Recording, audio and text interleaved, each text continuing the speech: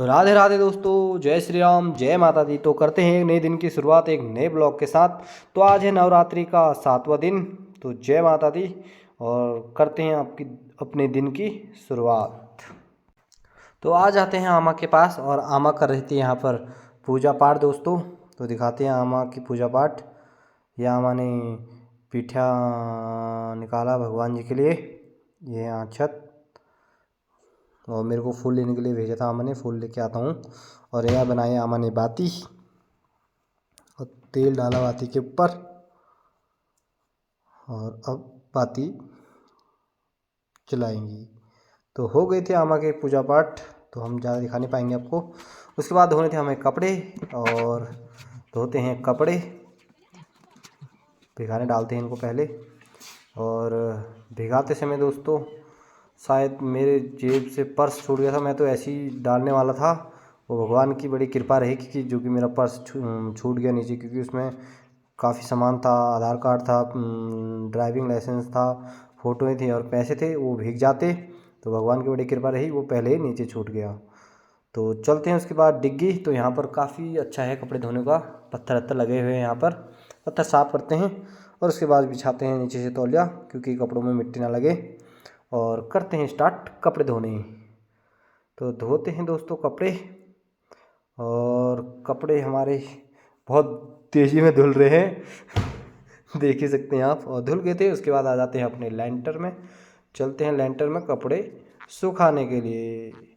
तो यहाँ पर डालते हैं कपड़े, जो कि बहुत तेज़ धूप आई थी, बहुत जल्दी सूख जाएंगे। और डाल दिए थे हमने कपड़े। उसके बाद चलते हैं, कपड़े डाल लिए थे दोस्तों। उसके बाद दिखाते हैं हम आपको अपना आम का सुंदर सा पेड़। देखिए दोस्तों, तो ये है हमारा आम का पेड़, जिसमें इस साल काफ़ी ज़्यादा बौर आ रखा है कहते हैं पहाड़ी में।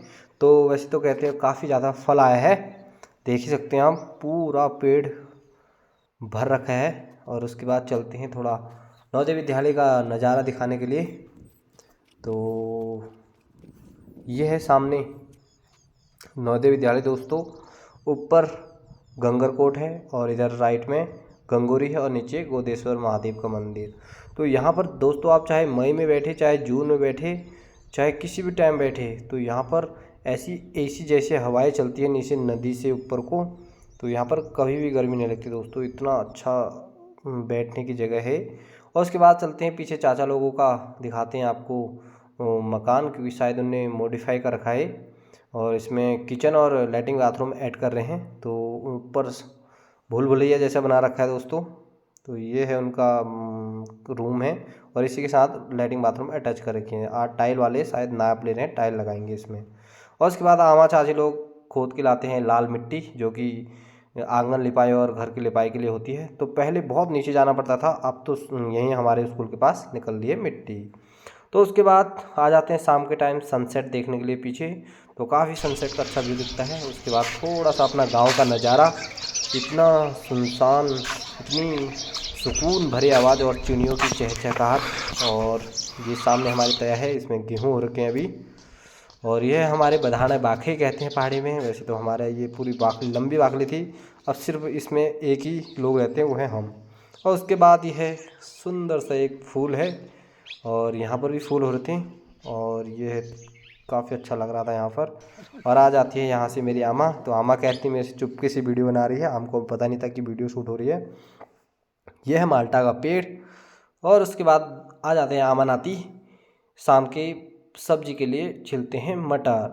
और मेरी आमा मटर छिलते छिलते कुछ बात कह रही थी, आइए आपको चला सुनाते हैं तो दोस्तों। पगली वैसा पगली पगली दिन करने पे संसार पहले भक्ति करने वालों को पागल ही कहते हैं अम्मा।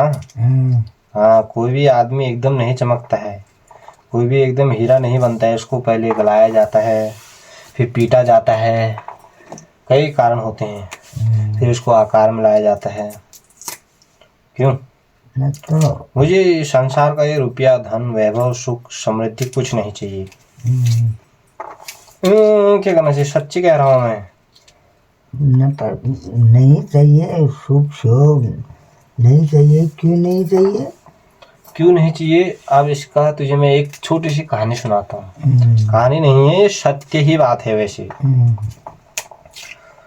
तो कृष्ण भगवान जी होते हैं और होती है तुम्हारी कुंती माता। वो होती हैं कृष्ण भगवान की क्या होती हैं? बुआ होती हैं। तो कृष्ण भगवान की बुआ होती हैं। जब महाभारत युद्ध हुआ था, तो महाभारत युद्ध होने के और समाप्त होने के बाद पांडवों की विजय हो गई थी। तो विजय हुई तो उसके बाद कृष्ण भगवान अब द्वारिका की ओर लौट रहे थे। तो द्वारिका की ओर लौट रहे थे तो फिर कुंती बुआ से भी मुलाकात हुई। तो कुंती बुआ से बोला उन्होंने कि सबको तो मैंने कुछ ना कुछ दे दिया है, अब बुआ तुम्हारी बारी भी है, तुम भी कुछ मांग लो। तुम्हें क्या दूं?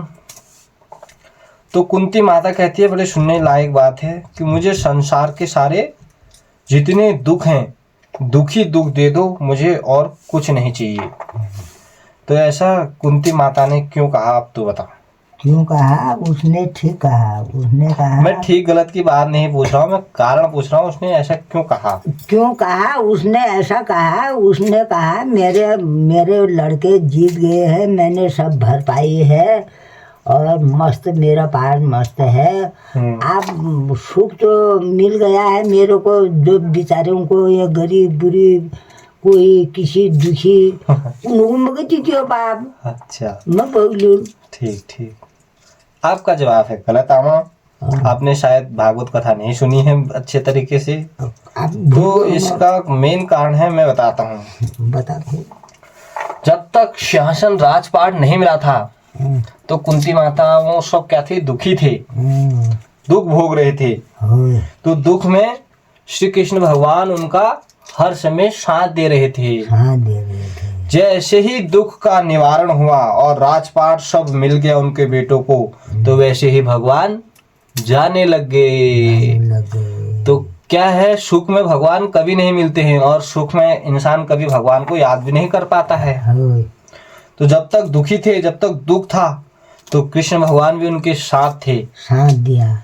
और जैसे ही सुख आया तो भगवान भी वहां से चले गए, जाने लगे। तो इसीलिए कुंती माता कहती हैं कि हे प्रभु, हे बेटे, उनके बेटे ही होते हैं, तो मुझे संसार के जितने सारे दुख हैं सब मेरी झोली में डाल दो, मुझे सुख वैभव ये नहीं चाहिए। तो इसलिए कुंती माता कहती हैं कि दुख में भगवान स्वयं पीछे खड़े होते हैं, सुख में नहीं। इसलिए सुख की चिंता मत करो, दुख, जितने दुख होंगे भगवान तुम्हारे पीछे होंगे, तुम्हें दिखाई नहीं देंगे, लेकिन तुम्हारा भगवान साथ देंगे।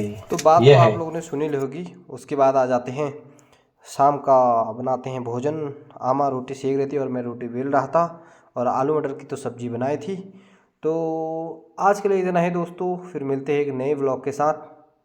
फिलहाल के लिए धन्यवाद। जय श्री राधे, जय माता दी, जय जय श्री राम। धन्यवाद आपका ब्लॉग देखने के लिए बहुत बहुत।